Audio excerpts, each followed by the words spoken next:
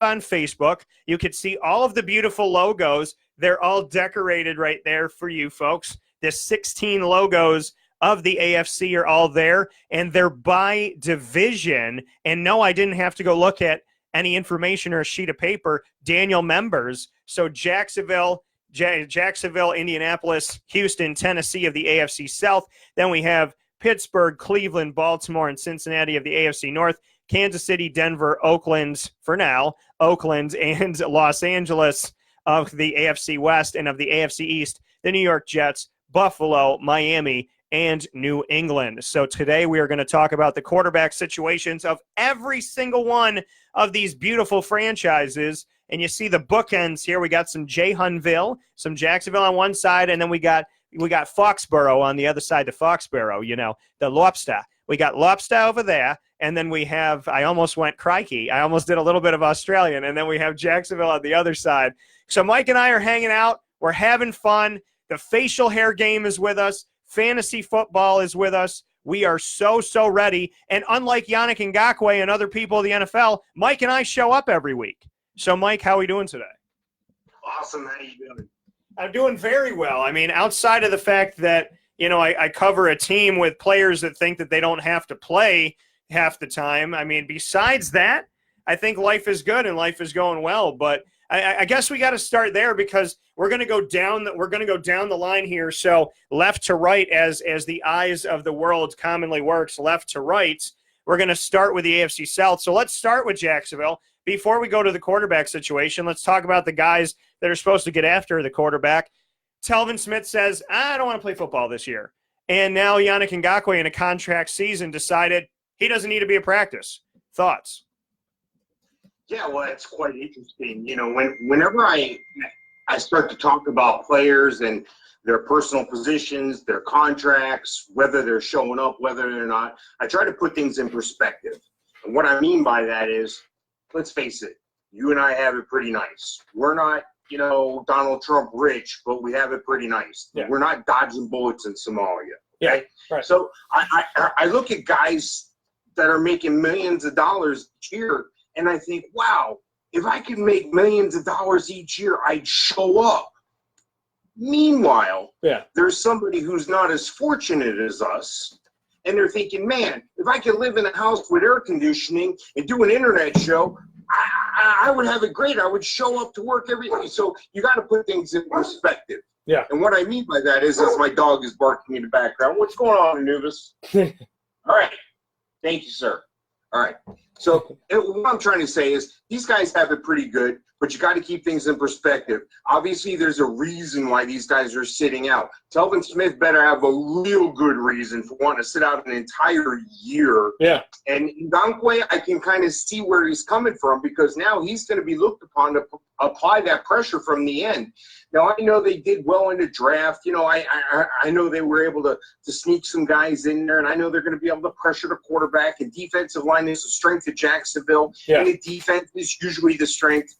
But we need to show up. We need to show that cohesiveness. You need to know that the guy on your right is doing his job. The guy on your left is doing your job. And if you do your job cohesively, you're going to be a dynamic defense that's going to take the league over again like you did a couple years ago. But until everybody's in the building and until everybody's on the same page, we got nothing. Yeah, and it just feels like there's no control in Jacksonville right now. I have said this like a broken record because I've covered this team on site, on location. This is my 11th year. But, being connected with this team and being in the locker room, to be able to speak to it, I've made the comments about Jalen Ramsey being a virus. I made the comments last year that Yannick Ngakoue, I was trying to do an interview with him, and I was talking to one of the other guys across the way, and he's showing off this all silver diamond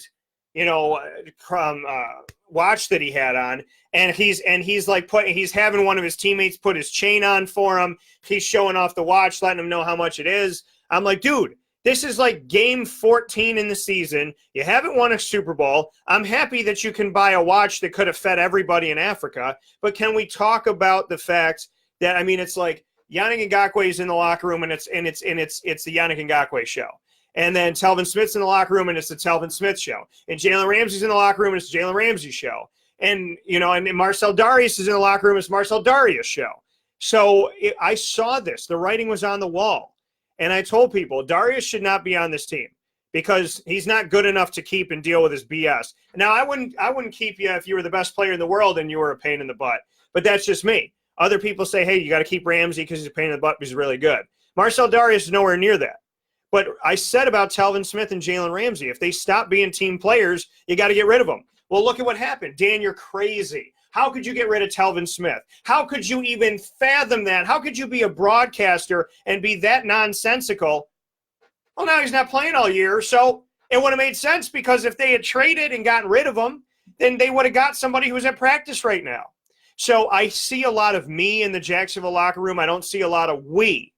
And I'm getting sick and tired of it because Malik Jackson was a we guy, and they let him go. A.J. Boye is a we guy, and nobody talks about him. Calais Campbell's a we guy, and he's not in the media as much because he's a really good player, but he doesn't say anything. Or this offensive line with Brandon Linder and A.J. Cann and Andrew Norwell and Cam Robinson. They're we guys. So there's not a lot of talk about them. So from Leonard Fournette to Jalen Ramsey to Marcel Darius to Telvin Smith to Yannick Ngakoue now, I'm over it. I'm sick of it. This diva, look at me, dramatic BS. It's like, why don't you just literally stamp your ticket to stay home for Christmas if you're Jacksonville? Because the reality of it all is, if you're going to act this way now, there's no way in Sam hell you're going to win the games when it counts. Yeah, it's a shame, but this is the difference between the Jaguars and the Patriots. This is the difference. The Patriots are on a tighter ship, and you would have thought with the changes in the offseason in Jacksonville, you would have thought with Tom Coughlin being around, that would be the least of their worries. Discipline, attitude, the ability to stay on track, stay focused, goal-oriented, team-oriented. Yeah. Well, what are you going to do? This is the difference right here. Jacksonville, you have the talent. You have youth on your side. You're at a crossroads now. You are at a moment of truth. Yeah. What's it going to be? Are you the next Patriots, or are you Jacksonville again? Yeah, and that's the thing is, it's like you look at the teams that win championships. You look at the teams that get it done. You look at the teams that – you just look at these logos down here. The Patriots, obviously – but you look at what the Chiefs have done outside of having off-the-field issues. You look at the moves that they've made and how smart they've been. You look at the fact that the Chargers have had consistency with their quarterback and their running back. You look at the fact that the Steelers let go. What the Steelers did is essentially what I said to do with Jalen Ramsey and Telvin Smith. They let go of arguably the best running back in the nation and the best wide receiver in the nation. And you know what happened? Nothing. They're going to be fine. They have Juju Smith-Schuster. They have that offensive line. They have James Conner. They have Jalen Samuels. They have more people that they've brought in the backfield to help them out from there. This is a team that said the individual is not more important than the team. The individual is not more important than the collective. The name is not more important than the name that we have as a franchise. What is on our helmet is not the Antonio Brown show. It's not the Le'Veon Bell hour. It's the Steelers logo.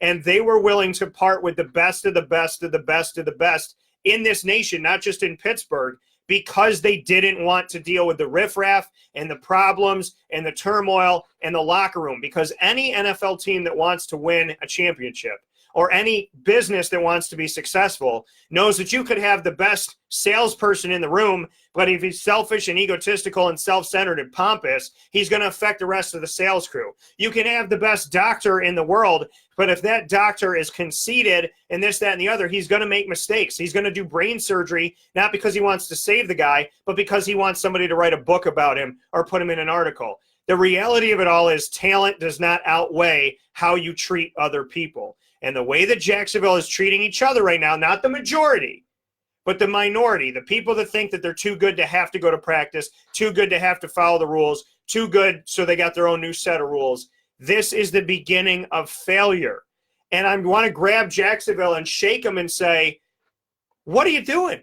You brought in Doug Marrone, who's old school. You brought in Tom Coughlin, who's a drill sergeant, and there's no control. There's no control right now. And it's driving me nuts to have a team that I respect from the top down be in a position where I should be talking about playoffs, AFC championship, potential Super Bowl, and instead I'm talking about Ngakwe's not coming to practice, Telvin Smith's not playing, Jesus only knows what Ramsey's going to say tomorrow. This is not a team that's focused, and without a common focus, you're doomed to fail. It's just that's very valid. That's you're on it, and what are you going to do if you're Jacksonville? You can't bring. Who else is out there? Right. You read the moves. Yeah, and you've set the stage. This is it. And that's the thing is that Telvin Smith. Well, and Telvin Smith waited. He waited until after free agency. He waited until after the draft. So maybe something happened, and I hope to God it didn't. But if this was just a personal thing, you screwed the team over 10 times by Tuesday because you gave them no time to make any moves. You gave them no time to go out and get the best of the best because they thought you were going to be there. When they brought in Josh Allen, to be on the other side because there's Miles and there's you and there's Josh. They brought Josh Allen in to make the NFL shat their pants, dare I say. And now it's like, okay, so you got Josh Allen, but you have no Telvin Smith. And what does that show leadership-wise to Josh Allen that Telvin's not even going to be there for him? So again, if there's something going on with Telvin and it's serious and it's bad, my prayers are to him and his family. If this is Telvin Smith doing something that is conceited and selfish and egotistical, it's horrible and it's deplorable. I love the Raptors, but I had fans asking me, what do you think about the fans cheering when Kevin Durant got hurt? It's disgusting. It's horrid. You could be a fan of a team, but that doesn't make you a jerk. And the difference between Raptors fans and Kevin Durant, which was deplorable, is that Jacksonville's players are hurting each other. I mean, you remember last season, Dante Fowler and Jalen Ramsey got in a scuffle, and then Fowler was let go, and then Fowler goes to a Super Bowl, and everybody's talking about the resurgence of Dante Fowler and how good he is with the Rams and how good he is at getting to the quarterback, and oh my God, he was the only guy that got to this guy, and he got to Brady, it's not rocket science to see that there is not a central nucleus that is saying if you put your hand in the Jacksonville cookie jar, there is going to be a problem. So there needs to be a drill sergeant. There needs to be a change. Let's get into the quarterbacks, though. We're talking about quarterbacks here at Fantasy Football Advice. Mike Sofka of Hall of Fame. There it is. Mike Sofka of Hall of Fame, fantasyfootball.com. And let me give it. Wait for it. There it is. And one. And one more time for the people in the back. And two. So Mike and I are learning to walk. We crawl every day with you on Picture in Picture. So we're happy to be here with you. Wake Up Call with Dan Tortora, live every Monday through Friday, 9 a.m. to 11 a.m. Eastern Time, mixlr.com/wakeupcalldt, right from the Charney's Men's Clothing Studios on 3150 Erie Boulevard East in Syracuse, New York. And every Wednesday, we have the magic of the internet where Mike Sofka and myself, Dan Tortora, are Picture in Picture, my second home, my first home, all together, as Mike and I are proud to bring you fantasy football advice for the last 3 years plus and counting. We used to do it here and there, but we've been 3 years consistent every week. So a big shout out to Mike and a big thanks to him. We're talking about the quarterbacks of the AFC. Let's start with Jacksonville. They brought in a guy that cost $88 million, could be up to $102 in 4 years, including incentives. Thoughts on the Nick Foles factor in Jacksonville? Yeah, I like Nick Foles a lot. I think this is a move that had to be made. It's a move that hopefully is not a little too late. This is a situation where they could have drafted a big-time quarterback, and they didn't. They drafted Gardner Minshew, who I like. I think he could be the future face of Jacksonville. Let's face it, Nick Foles is not going to be here forever. Yeah. But he could fill in quite nicely, which he's proved in Philadelphia the past 2 years, where the quarterback goes down. No worry, here comes Nick Foles. What do? We go on and win the Super Bowl. Same thing next year. Didn't quite make it as far, but same thing. But there wasn't an alarm the second year that Wentz went down. It was, oh, thank God we got Foles. Yeah. So, hopefully Foles can stay healthy. Hopefully, Leonard Fournette will run the ball well and not run his mouth or run up into the stands and try to fight people or whatever he's doing nowadays, not play video games on the sideline with second-tier running backs that used to be somebody. So, he's got a young receiver core. He's got guys that can catch the ball. He's got fast guys. Yeah. He's got Keelan Cole, Dede Westbrook, Marquise Lee, who we've been waiting for so desperately and passionately for a complete year of service that we can count on Marquise Lee. Yeah. I've yet to see that in reality as well. I've been following Marquise Lee since he was in high school here in Florida. So, these are certain talents that not everybody has. DJ Chark, he graded out on my adjusted explosive index, which you find at my website, halloffamefantasyfootball.com. Yeah. He graded out near the top with DJ Moore, so he's a future talent. Look for DJ Chark to jump in, returning kicks. The challenge is at tight end. Not sure Josh Oliver is going to be the answer, or Jeff Swain, but we'll see. But I don't think it's going to matter to Foles. I think Foles is going to make the use of what's around him. Yeah. He's going to complement the defense when they get a turnover, and he can count on the defense if what hits the fan and they make a mistake. You got to have a good defense if you're a good quarterback. I've said that all along, and you know what? They got a good defense. Now it's up to Foles. Are you the good quarterback, Foles? Oh, yeah, and that's the thing. Is Nick Foles going to be the guy? Can he be the guy? Will he be the guy? Should he? I mean, what else were they going to do? They had to make a move. And listen, I was a big Blake Bortles supporter for the first 4 seasons. I think he did more than he got credit for. But after this, there's a ton of injuries this season that I don't blame on him. Almost the entire offensive line, Leonard Fournette, TJ Yeldon underperforming, both of your tight ends going down that you spent money on and got in the offseason. And then on top of all of that, you add Marquise Lee going down before the season even started. Year before that, Allen Robinson went down. Hearns went down a couple seasons ago during the season off and on. Marquise Lee went down off and on. So the reality of it all is Bortles was dealing with not a full staff for a long time. He didn't have an offensive line when he first got to Jacksonville. So I don't put it all on him. Nick Foles, though, this is a guy who is supposed to get it done. This is a guy who is supposed to be more than capable. This is a guy who can do a lot of things. We've seen him as the best closer in the NFL currently. Now he has to be the starting pitcher. He's Mariano Rivera, but now he has to shift over to being Randy Johnson. And the question is, can he do it? And the answer is going to come to us. The answer we're going to know soon enough. And what I'm excited about is the fact that this is a guy who brings in the experience. He brings in the success. And dare I say it, he can be the one to shut up at Jalen Ramsey and go, hey, listen, I won a Super Bowl. I did the unthinkable. I overcame the big bad wolf, the team that you can't beat, the team that you beat last year and forgot to play the rest of the season. So you need to understand that when I speak in this room, you listen in this room. Nick Foles can go in there with, a bigger, broader shoulders than Jalen Ramsey. And somebody has to be the leader of this team, and it's not Jalen Ramsey right now. I wish it was. I wish he was the leader. I wish he had that ability to just pull himself back. Not that he doesn't, but I wish he could just pull himself back from the ego. They say that life is all about the spirit and the ego. The spirit and the ego, the human side of us and the God side of us, what was put inside of us and what our skin is. And that the ego, if it wins, then there's negative. And if the spirit wins, there's positive. We have to see Nick Foles in action lead a team. But I'm excited about it.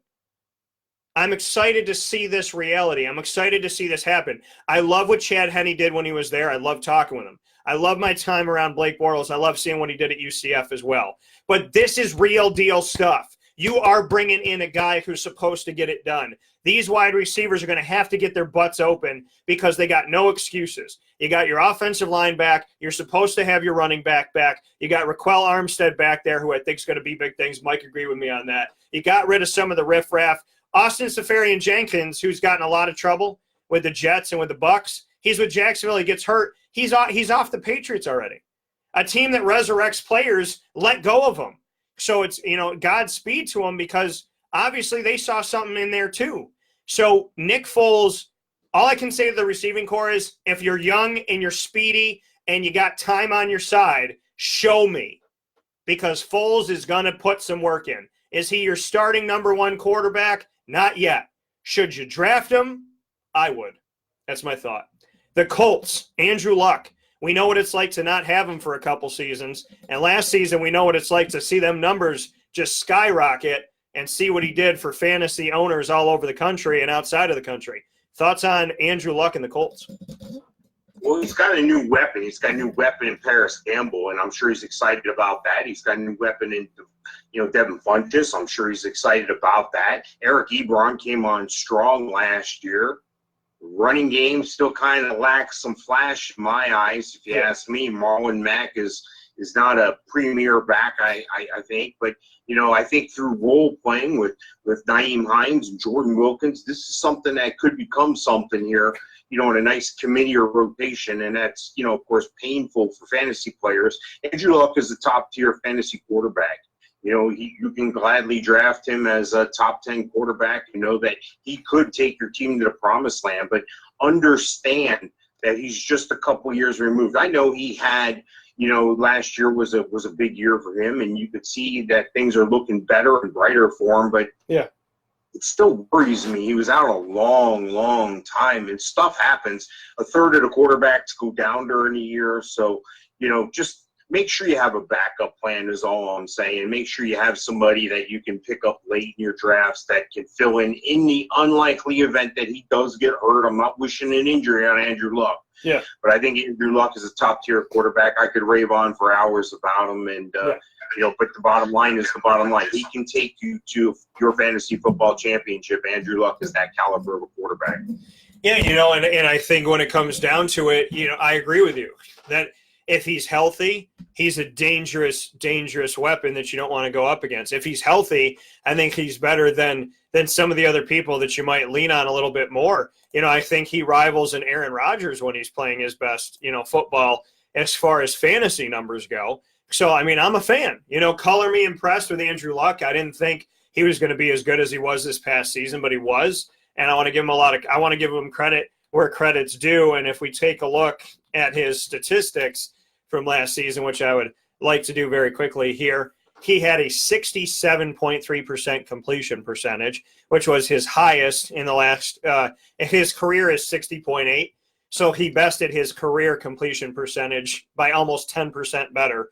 Threw for 4,593 yards, 39 touchdowns to 15 interceptions. Those are some pretty numbers. Next up is the Houston Texans. Deshaun Watson. We know that the running quarterback can be dangerous. We also know that the running quarterback can be dangerous to themselves and to their health. We have seen Deshaun go down. We've seen RG3 go down. We've seen Vic go down. We've seen it happen with a lot of these guys. We've seen Cam Newton go down. However, people like Deshaun. He doesn't have as much mileage on him, which is good, but he is a guy that is going to run around the field and put himself in harm's way. What do you think about Houston and Deshaun Watson? Yeah, I like Deshaun Watson a lot. He's a very dynamic player. He can get it done on his feet and through the air. You look at some other quarterbacks who can get it done on their feet, like a Cam. Cam comes off a little bit different. Cam comes off with an air like, hey, I'm the man and I'm going to call my number. Whereas Deshaun comes off to me as the guy that goes, hey, let me show you what I can do with my legs if I have to. Yeah. Let me spread the ball around. Let me do the right thing by my team. And yet I'm still a threat, and I can run on every play. If you leave me open and I can pick up a quick first down, that's what I'm going to do. Make no mistake about it. That's what the quarterback's job is in the NFL. You can say it's winning games. You can say it's throwing passes. You can say whatever, being the leader of the team. Your job is to make first downs, because if you keep making first downs, all that other stuff is going to happen. So your job is to make first downs. Deshaun Watson is the quarterback I want out there making first downs for me. I'm looking at my rankings here, and he's right there with Andrew Luck. He's a top 3 quarterback. He can take you to the promised land, and he's got some weapons around him. He's got DeAndre Hopkins. Again, probably top receiver in the game. Yeah. Will Fuller, if he can stay healthy. Will Fuller, I think up until last year, he had a streak going. I don't know off the top of my head how many games it was, but every game he played, he got a touchdown from Deshaun Watson, and that was pretty cool to see. Kiki Kuti, is he going to be back? Is he going to be healthy?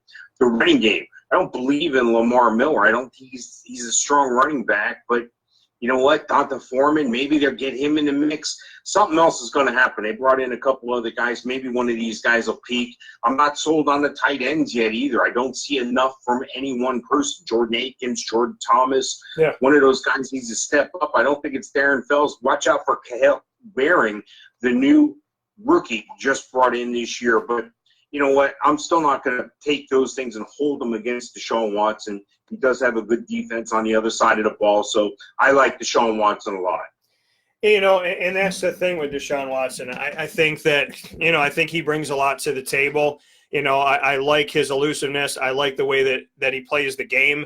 You know, looking at his numbers from last season too, you know, 68.3% completion percentage, 4,165 yards, 26 touchdowns to 9 interceptions, not including anything he did on the ground.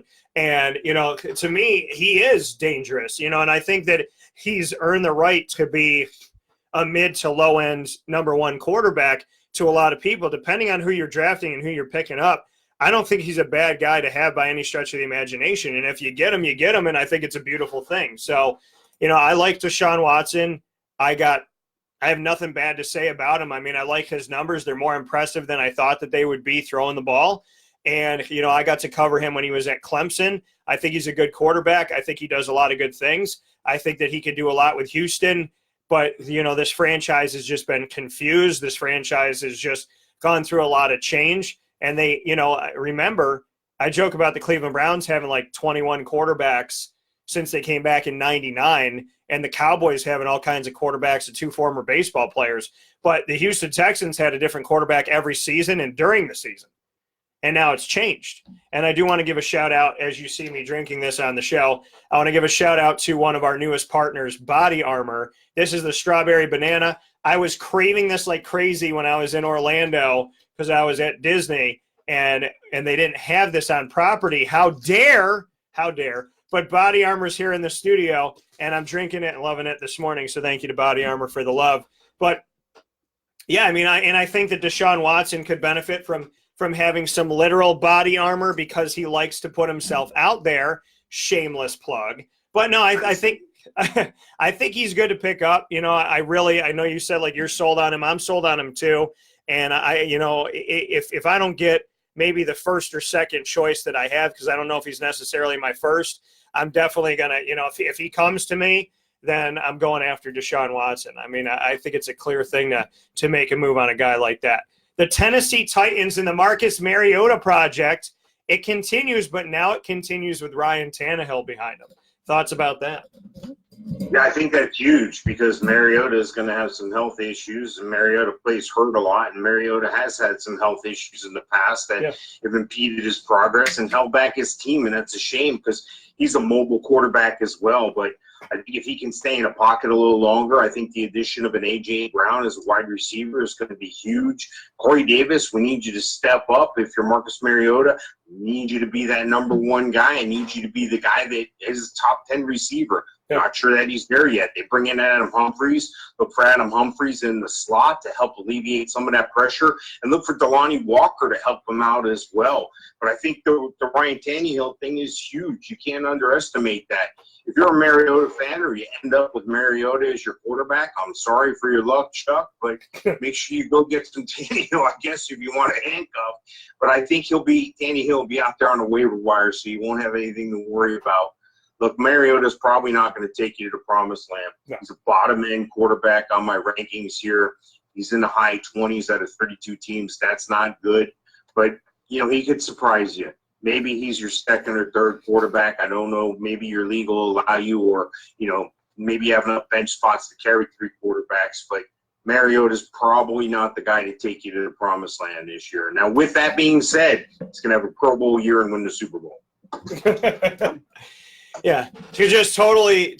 You know what? But some of the talking heads do that. I don't like him. I don't think that he's good. I don't think he can throw the ball. I don't think he can run. I don't think he can lead a team. But with that being said, I have them in the Super Bowl. I mean, I never I never get that. Or somebody who's like, the Toronto Raptors aren't a good team. They're not real. Why is there any team in Canada? Who's Nick Nurse? How could this team think that they could go anywhere? Kawhi Leonard's a baby. He gave up on this team. He's not going to play. I can't agree with any of this. And then you fast forward and they're like, I'm a Raptor fan. We the North, everybody. I mean, like, I mean, you know, the reality of it all is 24 years. So if and when that happens for the Raptors, I want people throwing roses. I want rose petals at the house, you know, because 24 years. Jacksonville and Toronto, same time, 1995. I was 9 years old. 9. And so for me, this is a beautiful moment in history. But I just find it very intriguing and funny that you would say that, because we hear that all the time. He can't throw. He can't run. He can't figure out defenses. He doesn't know what he's doing. He's tossed out all these coaches. He can't get along with anybody. And with that being said, I think he's the greatest person. I'd love to have him as the best man at my wedding, and I think he's going to win a Super Bowl. Back to you, Bob. It's like, what? So, you know, if you're going to say something, stick with it. With that being said, talking about sticking with it, Big Ben. This man said, maybe I'm going to retire. And I laughed. And then he went, I'm kind of thinking about retiring. Then they drafted Mason Rudolph, and he's I'm going to play till I'm 87. You know what I mean? So what do you think about the Pittsburgh Steelers, the Juju Smith-Schuster project, and the fact, well, I should say the Juju Smith-Schuster and then the company project. Who is it? Eli Rogers? Who's going to pick up the slack, you know, with James Washington and whatnot? Who's going to be the guy that's going to help alleviate some of the trouble as everybody shifts to Juju now that Antonio's not there? What do you think about Big Ben? Yeah, you know, if I was Big Ben and I just threw 5 interceptions against Jacksonville, I might be talking about retirement too. And to put that in context, that's when that happened. And, you know, they say he was being, you know, sarcastic to the reporters and so forth, like, oh, I'm going to quit. But it wasn't like that, you know. And fast forward to now, where there's no longer a Le'Veon Bell, there's no longer an Antonio Brown.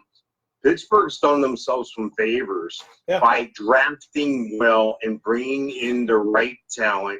They have a good offensive line that can keep the old man Roethlisberger propped up, and they got the weapons around him, and he's smart enough to be able to distribute the ball. Let's face it, Ben's not going to outrun too many people. He's a pocket presence. That's what's been winning games for the past couple decades in the NFL. Yeah. And even though we have this, you know, RPO stuff going on and these dynamic dual-threat quarterbacks, this is still working fine for Pittsburgh and Pittsburgh's plan. Pittsburgh always has a first-class organization. As much as I don't cheer for them on Sunday, you can't deny what they're doing. Bringing in a Juju Smith-Schuster and letting him show what he can do. Slides right in, and I think he's going to fit nicely, and I think he's going to take right over where Antonio Brown left. James Conner, terrific story, battle back against cancer. They stick with him. He sticks with it. He sticks with them, and where he is now. Jalen Samuels had to fill in some. Dynamic player. Excellent third down guy. What do? They bring in another piece to complement that, and a Benny Snell. Yeah. Benny Snell is the running back of the future, by the way. He's the Le'Veon Bell of the future in Pittsburgh. You still got James Washington and Eli Rogers, but watch out for Deontay Johnson, the product out of Toledo. They brought him in. This could be Juju Smith-Schuster Jr. So look out for these weapons to step up. Nobody in the quarterback room is going to threaten Ben. It's not going to be a Joshua Dobbs. It's not going to be a Mason Rudolph. It's still going to be Big Ben. Yeah. Big Ben is a great quarterback. I got him just outside the top 10, though. There may be some squeakiness, as it is not Antonio Brown and not Le'Veon Bell. They're not there yet, but they're well on their way. I think Big Ben is a solid QB2, ranked 13 on my rankings right now. So, you know, he could do your team well. There's better options out there, but all's not lost if you end up with Big Ben this year. No, and I think, and I agree with you. You know, I think when you look at some of these quarterbacks and you look at serviceability, you look at weapons, and, you know, you lose. And so, like I said, you lose arguably the best running back and the best wide receiver on purpose. You let them go. And at the same time, you have Juju. And you have James, and you have Benny Snell, and you have Jalen Samuels, and you have Vance McDonald, So the weapons are there. The offensive line is there. He's going to get his time. He can run when he has to, and he's built like a linebacker, which helps him out tremendously. I like Big Ben. I like what he's doing. I agree with you that there's some better options out there, and he might have some off days. And if you have a fantasy league where you lose points due to interceptions, that could affect you. So you have to look to that as well. But I think the man's going to do okay. I don't think he's going to be miraculous numbers, but I think his numbers are going to be good enough.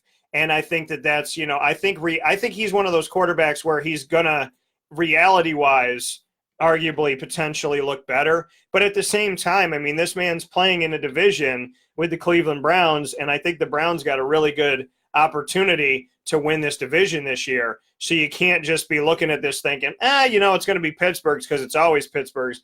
I don't think that's the case necessarily this year. So this is going to be a very fun season to watch. I like Big Ben. I agree with you that there's better potential options out there. But at the same time, I think that, there's nothing wrong with having Roethlisberger on your team. Depending on what quarterback you have, he might be the guy that sits on your bench for a little while. But at the same time, it's Roethlisberger, it's the Steelers, and I anticipate they're going to be in the end zone a few times. So with that being said, the Cleveland Browns and the Baker Mayfield project officially begins. It kind of began last year, but now it's officially official that he's the guy. He's got Odell Beckham Jr. on the team this year. He's got Antonio Callaway. He's got Jarvis Landry. He's got Duke Johnson Jr. Along with all of that, in Week 8 or after Week 8, he'll have Kareem Hunt. And, of course, he has Nick Chubb. This team has added defensively. They brought in Sheldrick Redwine, who's one of my guys that I covered in his recruitment, who played down at Miami. So they got Redwine on the team. They got Greedy Williams on the team. We've seen all the things that they've brought in the offseason and, what they've tried to do with their defensive line and their linebacker core. So, with Olivier Vernon and whatnot, this is a team that, like Jacksonville, has a lot on paper that should make a lot of sense to be successful. What do you think about the quarterback situation? Yeah, I think it hinges on the team as a whole. I think it hinges on that defense that they've been building. You say, well, Mike, how can a defense hinge on? Defense can put you in bad spots all game. It can get you the ball back. Right. But Baker Mayfield's not going to let anybody down. Baker Mayfield is a dynamic player. If you have a chance in a dynasty startup, this is a guy that you want to target as your quarterback. Baker Mayfield is a rallying cry. He's a leader. He's a leader of men. He's the antithesis of Jameis Winston. You feel confident that he's got the wheels. He's at the wheel. He has the keys to the organization. Yeah. Can he get the ball to an Odell Beckham Jr.? Can he keep an Odell Beckham Jr. interested in the game and not proposing to a sideline punter's net? Jarvis Landry is probably going to be charged with that because him and Odell go back to their days at LSU and they're best friends. So hopefully they can keep each other in line. But how about that wide receiver core? You have Jarvis Landry, you have Odell Beckham Jr., and I think you have an underrated guy that I love in Antonio Callaway out of Florida. There's Rashard Higgins, I know, the backs. How can you knock what they did with the backs? Now, I know that there's some controversy over them bringing in Kareem Hunt. He's not going to be available for the first 8 weeks. And I'm not a proponent of Kareem Hunt, and that's off topic here. I apologize. But, Nick Chubb is solid enough to get it done. They still have Duke Johnson. I don't see where there's a weakness on this team that they can't be in contention and make the playoffs. Baker Mayfield is going to take you far in your dynasty league. He's the number 6 quarterback on my ranking right now. And, I'm sorry, I missed the tight end, David Njoku. This is a fascinating team to me. I'm very interested, as opposed to years past where there was no interest. I'm very interested in watching the Cleveland Browns. Yeah, I think this is an 8 to 9 win team in the regular season this year. I'm expecting big things out of them, and I think that they're more than capable of getting it done. So I'm excited to see what they're going to do and how they're going to bring it about. And, I really honestly, since 1999, this is the most comfortable I felt with this Cleveland Browns team, thinking that there's going to be success. So let's see what you got, Cleveland. But I like Baker Mayfield. And, dare I say it, if you let me have him, I'm going to take him. And I think that I'm going to have some fun with him. And I think, he's going to put up some good numbers. I think he might look better than Big Ben numbers-wise in fantasy. So that's something to look at. It's something to look forward to. And I think it's something for fans to be giddy about in Cleveland. The Baltimore Ravens are starting the project of Lamar Jackson. I said he would play as a true freshman of the NFL, and he did. I said that they should just do a total shift because they brought in 2 new tight ends and Hayden Hurst and Mark Andrews last year. And at the same time, they were bringing in new wide receivers, which they got rid of 2 out of 3 of them when they brought in Brown and Snead and Crabtree, and they only kept Willie Snead. And then they're drafting rookies this year, and the running back situation is getting figured out last year. So I said, why not just change it all? If you're going to commit to the fact that this team is going to be new on offense, then make it a new system. The Joe Flacco time was over. And ultimately, they let him go. They let him go to Denver, which we'll talk about in just a couple picks here, just a couple moments here with these teams. So I'm excited about the Lamar Jackson project. I'm hopeful in the Lamar Jackson project. I think it's going to result at best in 6 or 7 wins this season. I don't think that they're going to have a season where they're vying for the AFC North championship, but I do think they could get to 7 and 9. What do you think about the Lamar Jackson project, knowing that they brought in Mark Ingram? They have 3 tight ends now, and they have Gus Edwards, who works really well out of Rutgers with Lamar Jackson. We know that this man's going to get points because he's going to be running all over the place. What do you think about the Ravens looking different than everybody else in the NFL this year? I think it's going to be the old rope-a-dope. I don't think that it's going to be like it was last year. I think that Lamar Jackson can run the ball, and him and Gus Edwards teamed up real well with his RPO offense, but Lamar held the ball more than he passed it. You know why? Name the leading receiver by the Ravens last year. Time's up. You can't. Yeah. Who was it? Who was it? Thank goodness they did well in the draft. Thank goodness they brought in a Marquise Hollywood Brown from Oklahoma. Thank goodness they brought in a Miles Boykin from Notre Dame. Yeah. Thank goodness they brought in an Antone Wesley from Texas Tech. These guys are going to make some noise. Of course, they got a 3-headed monster at tight end in Boyle and Andrews and Hayden Hurst. They got some weapons. Oh, what they do, they brought in Mark Ingram. See, Mark Ingram is going to stabilize this offense. It's going to make it a run-first offense, but you're not going to have all those RPOs every play in Lamar Jackson. That was at a necessity last year. They're not going to have to do that this year. So when I say the rope-a-dope, everybody's going to be lulled into the 8-man in the box because Lamar's going to keep it or pitch it to Gus Edwards. No. Mark Ingram's going to get the handoff. No. They're going to throw the ball long to Hollywood Brown or Miles Boykin, who can stretch the field. No, they're going to dump it over the middle to a tight end. I think we're going to see more Lamar passing the ball this year.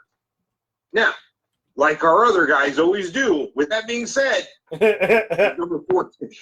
He's number 14 on my rankings. I think you're going to do well with Lamar Jackson.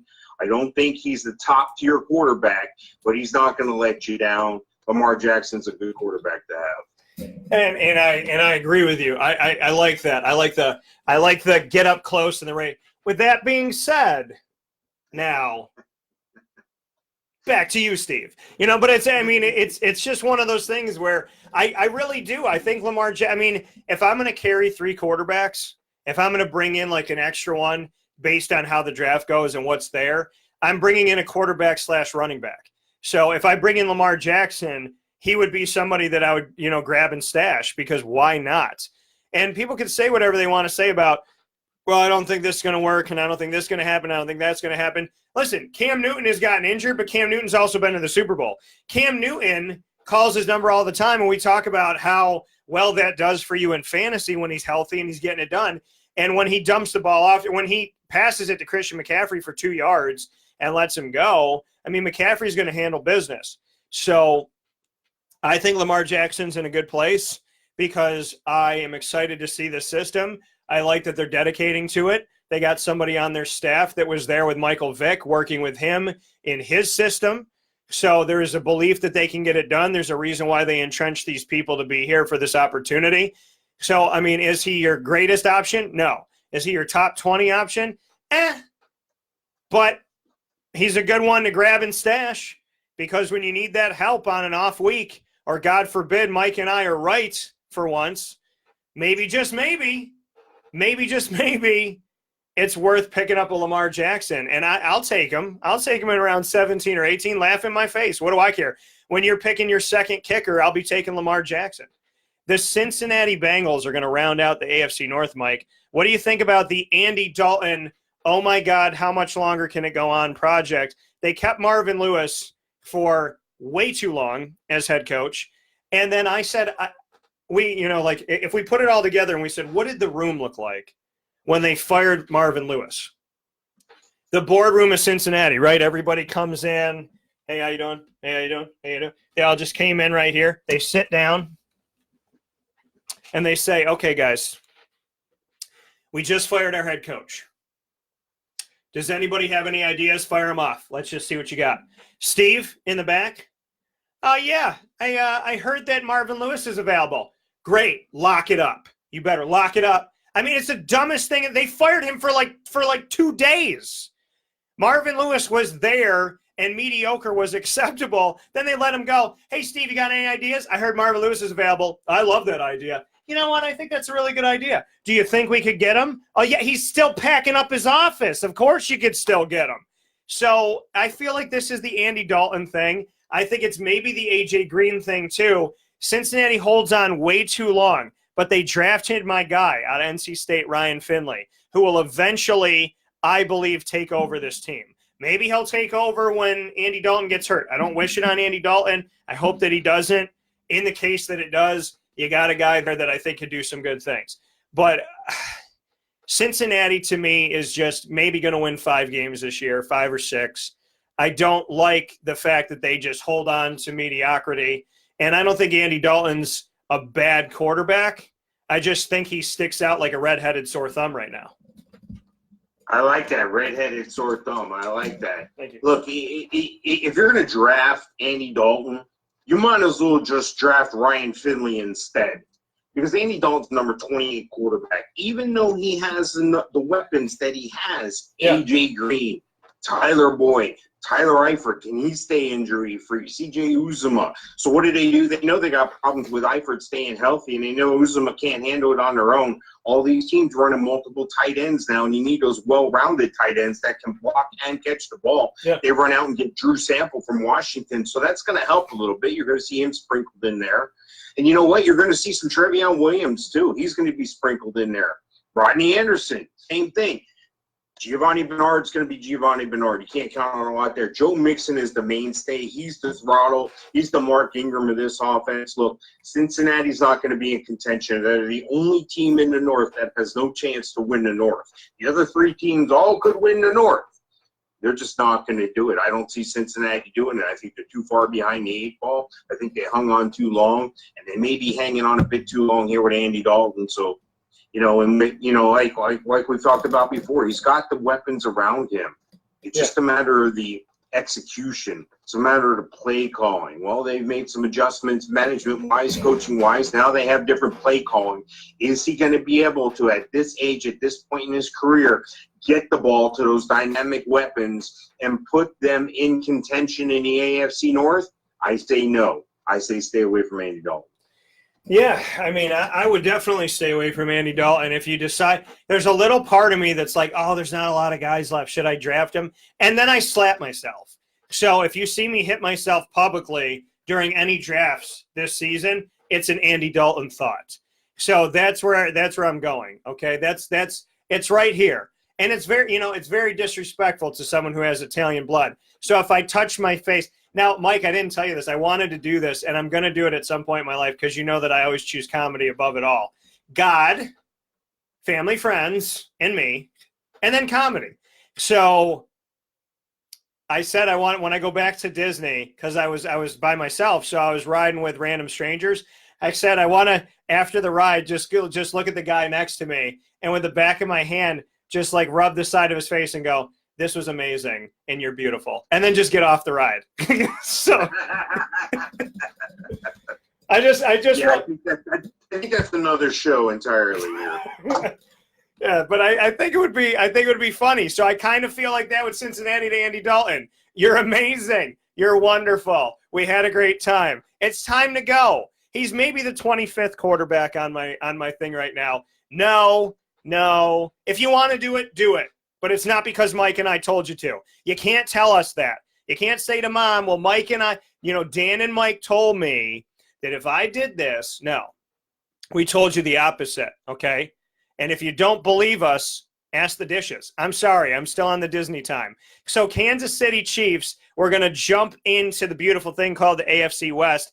This thing feels more wide open than it was. I thought it was going to be Kansas City's division. I thought Kansas City was going to be vying for a couple Super Bowl opportunities, but there's no Kareem Hunt. There is, who knows, with their running back or with their wide receiver situations. They let Chris Conley go to Jacksonville. Then we got Denver, who's trying to figure out their quarterback for just, like the 5th season in a row. Then you have the Oakland Raiders, who can't figure out where the hell they're playing football. And then you have the Los Angeles Chargers, who love Phillip Rivers and are just hoping that they can cryogenically freeze his body and keep him forever. So this division is kind of like a steaming pile of I don't know. It could be really dirty and gross, or all of these teams could fight for who's going to be the best 7 and 9 team. So what are your thoughts on the Kansas City Chiefs? Yeah, when you're talking about quarterback in the Kansas City Chiefs, Patrick Mahomes could be, once again, the number 1 quarterback on your fantasy draft board, and he should be. With the weapons he has, he's done a lot around him. He's a dual-threat RPO quarterback, but at the same time, this is a guy who can stretch the field and get the ball down the field. Can Sammy Watkins get back where he was? He looked like he was inching back in his offense last year if he could stay injury-free. He's getting a little long in the tooth. I know. Demarcus Robinson out of Florida, is he going to step up? He has a great opportunity here. They bring in Mecole Hardman out of Georgia, guy who can stretch the field, guy who's super fast. Look for that to click right away. Yeah, I know Tyreek Hill may be absent for a while. There's still some speculation there. Supposedly he's not in trouble, but he's still going to be in trouble with the commissioner's office. Yeah. Maybe suspended for some time. We don't know. Kareem Hunt's been jettisoned out of there. So what do? Well, they brought in Damian Williams, and he seemed to do all right. Carlos Hyde's now in the fold. Look out for Darwin Thompson, though. This is a guy who could be. He reminds me a lot of Brian Westbrook. And you remember what Andy Reid did with Brian Westbrook, a guy unheard of out of Nowheresville. That could be the guy. So in the dynasty situation, look at Darwin Thompson. But, I think Patrick Mahomes does a real good job of distributing the ball. And how can you forget a guy like Travis Kelce as well? Yeah. He's got the best tight end in football right now. So I think without a doubt, Patrick Mahomes is the best quarterback available for you. If you do have Patrick Mahomes and you did just okay in the rest of your draft, that should be enough to get you into the playoffs in your league. So, yeah, I'm all in on Patrick Mahomes. I think he's going to be one of the most overdrafted quarterbacks this year.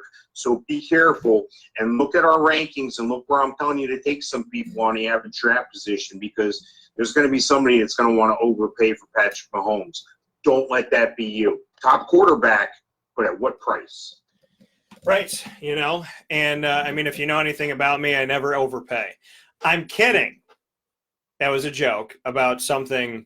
It's for another show, Mike. It's for another show. No, but the reality of it all is, and that's a joke, because look at this face. So Pat Mahomes is, if he had Kareem Hunt and he had Tyreek Hill, I'm feeling fantastic. But, this is a guy who's throwing with his offhand on the run. He's just doing some magical stuff. You watch him play last year, you're mesmerized by him. I really like – I kind of liken Pat Mahomes to Steph Curry. Like, if you might have not have known him, but you know him now, you might have thought he was a little name, but he's a big name. You might have – he just seems like a magical player. So I like Pat Mahomes. Now, I agree with you that people are going to overdo it. They're going to skip out on some running backs and wide receivers early on. Somebody might take Pat Mahomes in the first round. So, and I'm never for taking a quarterback in the first round. It just doesn't make sense to me.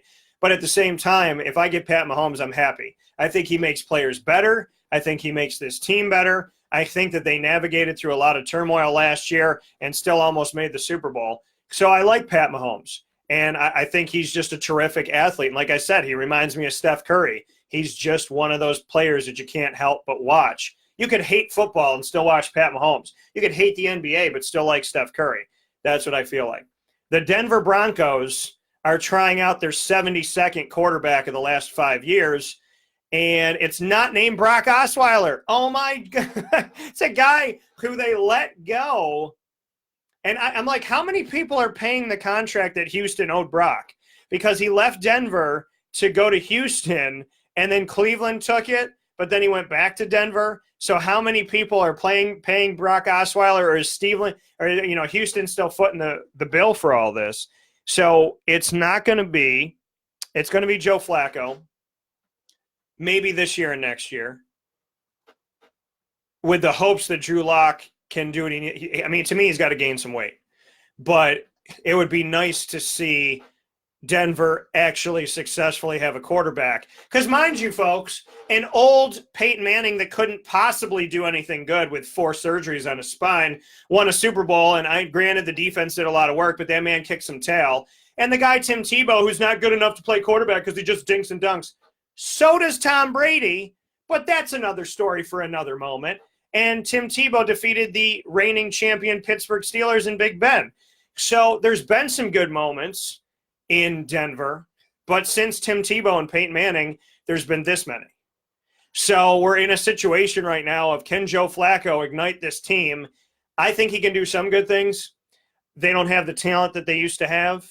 They have Emmanuel Sanders, who I like, and they have Cortland Sutton, who I love. I mean, I call him Hands, and I loved covering him at SMU.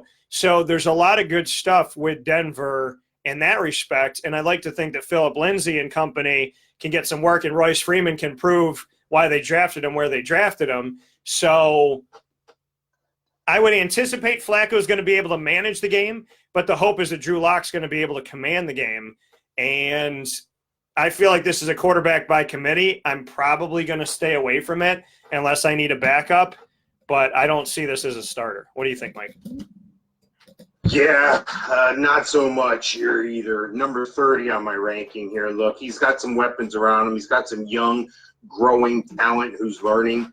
This team's going to be real good real soon, but it's going to happen at the tutelage of it's going to happen under the direction of Drew Lock. It's probably not going to happen this year. Not going to be a good year for Elway. Look, the defense is the defense. They've got a strong defense. They can pressure the quarterback. Cortland Sutton's coming to his own. Emmanuel Sanders, the old man, is still there, still getting it done, still the number 1 threat to stretch it deep. Deshaun Hamilton's a guy you got to consider on the uprise as well. These guys need time. These guys are rookies a year ago. It takes about 3 years usually for a wide receiver to fully develop into an NFL receiver. Yeah. Running game's been stellar. They took a chance on Royce Freeman. It didn't work out because Philip Lindsay wouldn't let him on the field. Philip Lindsay had an awesome year last year. There's a lot of opportunity to pass the ball out of the backfield to a Devontae Booker, who's a forgotten man who couldn't learn a playbook. Took him 5 years to learn how to read a play. The bottom line is also Noah Fant. How is he going to adjust? The product out of Iowa, him and TJ Hawkinson. Yeah. Where else are you going to find 2 tight ends from the same school come out and go in the first round in the same draft? Well, probably the school that produced George Kittle, and I'm sure there's other guys there as well. Look, They're putting together a heck of a team. I just hope for Elway's sake, because Elway's a legend in Denver, that he can hang on long enough to see all these other pieces to the puzzle come together. I don't think Joe Flacco's the answer, though. No, and I feel like if you're in Denver, pretty much if you're in the majority, if you're in Denver or Oakland, you have a better bet of asking this guy for 3 wishes. It's like, hey, Genie, could we get a quarterback that we – I want to talk to the Genie about John Gruden. Genie, how does John Gruden make his decisions? Oh, well, kind of just rubs the lamp and asks me to do something. I mean, I don't get – I mean, is John Gruden just sitting there rubbing the lamp and the Genie shows up and he's like, what are your 3 wishes? And John's like, well, I thought you would tell me. I mean, I don't know what Gruden's thoughts are. We'll get to that in a second. But for Denver, I do agree with you. I think the future is bright for Denver potentially, but I think the Joe Flacco project that they just need to fill some space for right now, I don't know how well that's going to do you for. I don't think this is a playoff team, but they did bring in offensive line help. They did bring in Noah Fant. They do have weapons. I think they're going to score points. I just don't know if Joe Flacco's the guy that's going to be producing for you and making you feel all warm and fuzzy about it. The Oakland Raiders, yes, they're still in Oakland because the Vegas stadium isn't ready. Hey, remember that time that you broke up with that girl and you went back to your apartment that the other girl's living in and said, hey, my new girl lives with her parents, so could I stay here for a little while? I'm going to date her, but I just figured, maybe I could stay at the house and, you do your thing, I'll do my thing, but I just need a bed to sleep in. So that's what Oakland feels like right now. Raiders fans, hey, we're going to Vegas. We found a new girl. She loves us. She's hotter than you, Oakland. She means more to us. She's sweet. She's awesome. And then it's like, oh, I just got in a fight with her. She's not going to be ready. I'm sorry. Can I come back to the house? You know we love each other. Hey, let me put it to you like this. What if I had you just kind of let me hang out on the couch and maybe we kiss sometimes, but we're not going to go out? I don't want to put a title on it, right? I don't want to put a title on like who the Raiders are. I just want to be me. I just want to dance. That's what it feels like. Are you Oakland or are you Vegas? Where are you going, Raiders? We don't know. But what I do know is I like Derek Carr, but I don't know how much Gruden likes Derek Carr. What are your thoughts? They tried Connor Cook. They brought him in from Michigan State. They had him for a hot 5 minutes. He's gone now. There's really no plan behind him. I believe Cardell Jones is still there. What do you think about the Raiders and the fact that they are dating the new girl, sleeping on the old couch? Yeah, that's some analogy there. I haven't quite heard that one before. I'm gonna remember that one. Look, Derek Carr is Derek Carr. He's had his times of brilliance. He's like one of the best quarterbacks in the league at times, but then there's times where it's not so much, and I can't blame him on the not so much with what he had around him. He didn't have a solid, consistent running game. Yeah. He didn't have consistent receivers. They jettisoned the one guy that looked like he had some talent. He goes to Dallas and Amari Cooper and becomes a Pro Bowl caliber player toward the end of the year for them. Look, Antonio Bryant, that was a heck of a get by them. Antonio Bryant, listen to me. Antonio Brown was a heck of a get by them. I didn't think he was going to wind up in Oakland, but it made a lot of sense, and it looks like it's going to work. They're going to try to make it work. They bring in Terrell Williams. They draft a Hunter Renfrow. J.J. Nelson is in the fold. I'm frozen over here, but that's okay. You still can hear me talking, I'm sure. Yes. Josh Jacobs is going to bring stability to the running game. Josh Jacobs, an explosive player. Tight end is still a question mark, but they brought in Foster Moreau. Hopefully, this offense can produce enough things to keep Gruden and company in the mix, but I wouldn't be surprised if they're drafting a quarterback next year or the year after. Maybe the tank for Tua thing will be taken off here soon. Yeah, I think it's an interesting situation here, with the Raiders because, like I said, I think that they have the talent. I think that they have. They have a good quarterback, in my opinion. They have somebody who could get a lot done, and we're gonna bring Mike back in here momentarily. So bear with us here. But I like Derek Carr. I just don't think his numbers are really that fantasy worthy. I don't think he's somebody that we can really entrust to do a lot of great things here. So ultimately, I think that his running game is going to get better. I think that there's going to be more to his running game and, there's going to be some more help there. But ultimately, I just don't see it as fantasy worthy. I don't see it as something that's draftable. I'm not a fan of the Raiders quarterback situation right now. As much as I like Derek Carr, I think he's better off someplace else. And, I think eventually he's going to potentially end up someplace else. So, yeah, we're putting the words over you, Mike. We're putting the words over. We're blocking you out here, but that's that. You got to dip under them and do what you got to do. But no, we want to, really just when it comes to. I don't feel good about the Raiders. I just think it's kind of dry. I feel like if you got the Raiders as your quarterback, you're going to lose a lot of games, and it's probably not going to be fun for you. So I'd stay away from that if I were you. Next up, and to finish off the AFC West, the Los Angeles Chargers. They decided to go to another city, and they actually stuck with it. What do you think about Phillip Rivers and company? Mind you, they did draft a quarterback potentially of the future as well. Yeah, well, these days in the NFL, with a third of the quarterbacks going down, you have to have somebody there to back you up. And this is where your home for Cardale Jones is, by the way, in Los Angeles with the Chargers. Look, I don't think he's in any shape or form going to, unseat Phillip Rivers. I don't think Tyrod Taylor, who's in the fold now, is going to do that either. One of those guys is probably going to leave. They're probably going to hold 3 quarterbacks. I would think it'd be Cardale Jones would be the guy out, or Tyrod Taylor for that matter. But Keenan Allen, dynamic weapon. This is a guy who can make some plays. Mike Williams showed up in a big way. Travis Benjamin is capable of getting the big play done at any moment. And Melvin Gordon is a great quarterback. And when he's off the field, what do? You freeze Mike in the picture again, and you just put Austin Eckler out there. Look, the defense is shaping up. I like what they're doing on the defense. I like what they're doing on the offense. Phillip Rivers is an old guy. It's still holding together, still distributing the ball well. And I think Phillip Rivers is a guy who you can count on to get you to fantasy mediocrity. I think there's going to be a lot of opportunity for him. It could go either way with him as your quarterback. He's number 16 on my ranking right now.